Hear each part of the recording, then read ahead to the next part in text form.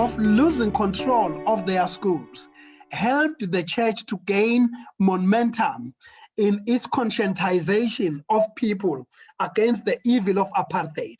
So the subsequent conferences that were coming, people kept on pushing that they need to stand against this.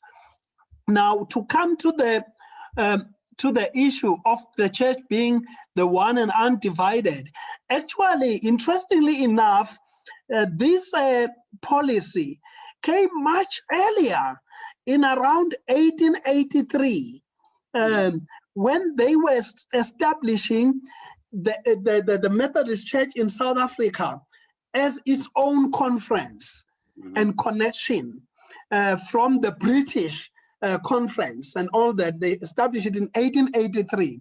And when they wrote, this was William Shaw, when he wrote to the British conference to make them aware of this move, that they were going to a groundbreaking conference, that they are going to be moving it alone, being an independent conference.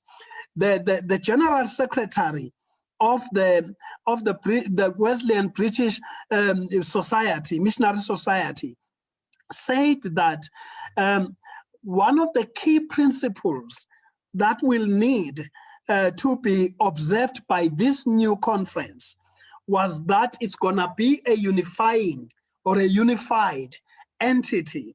It is going to remain to encourage the people of South Africa, both the settler community and the indigenous people.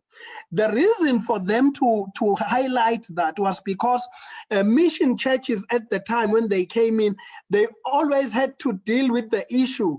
Are you ministering to the indigenous people, or you are just a church for the settler community?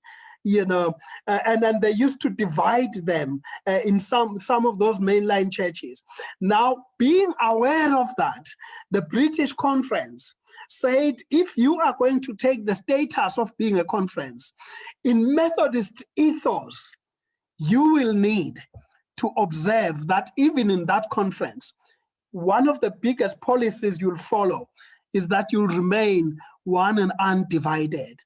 That's the roots of that statement. And the roots of the statement comes from the principle of the universality of salvation, the four alls. The all can be saved, all can need to be saved, and all that.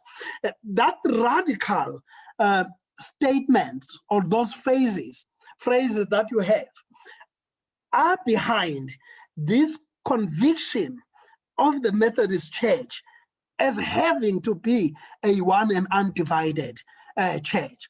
So it was then easy that in 1958, when Reverend Reist, who was the secretary of the missionary department, that was Reverend Herbert Reist, who moved in conference to use this statement to say, as the country is going into this policy of separation of people according to race and all that, we as the Methodist people, we believe that the Methodist people will always remain one and undivided, for that is the will of God.